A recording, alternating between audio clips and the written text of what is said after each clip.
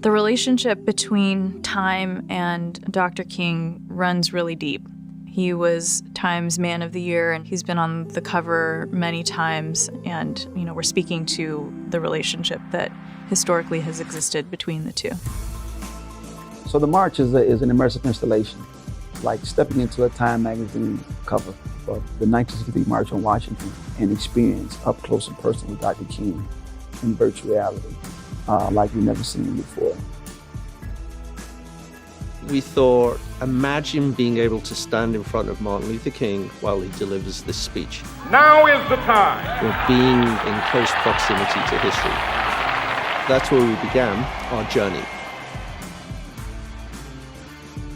Right now, there is nothing like this in VR. The pinnacle of the challenges is the creation of Dr. King.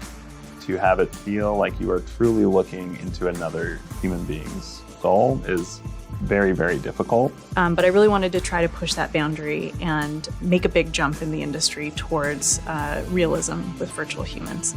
To create a new blend of technology that allows us to do something that is as real as our digital humans for feature films in real time as well for things like VR.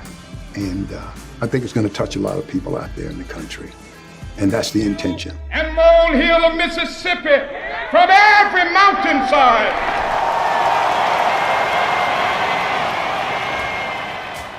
At this point, there's very sophisticated ways of creating a photorealistic 3D environment.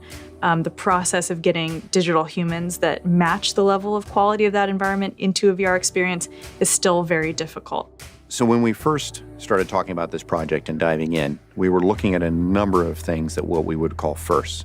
The special task we had on hand for Dr. King was creating not only a realistic digital human in VR, but also historically accurate to a specific time. And that time is 1963, on the day of the march. The process of creating Dr. King requires a bunch of different teams, a lot of disciplines. And it starts with capturing our stand-ins and our facial bridges to MLK, scanning them through a wide variety of different facial technologies. 3, 2, 1, scan.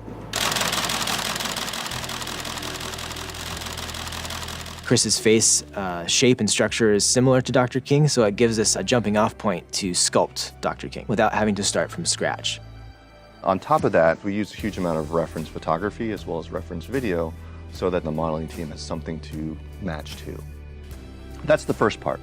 The second part is to cast a performer that can give the speech verbatim and use him as the driving force behind our digital Dr. King performance.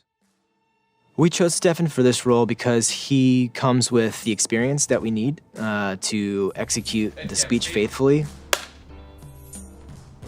Action. Our performer is outfitted in a motion capture suit with a helmet-mounted camera. And so all that detail that we capture in that performance is then retargeted to our digital version of Dr. King. We needed to find an incredible amount of archival video footage and be able to one-to-one recreate, exactly how Dr. King performed this speech. Black girls will be able to join hands with little white boys and white girls. As sisters and brothers, I have a dream to do. And so from that point, with the reference, our animation team is able to go back in and add those extra little bits that make him him. The human face is amazingly complex.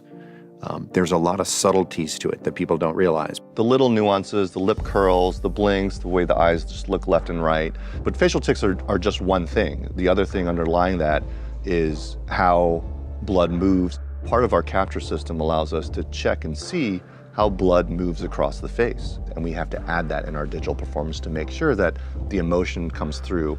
The really detailed and nuanced work equates to this experience that is very singular and new in terms of a viewer's understanding of what that speech was.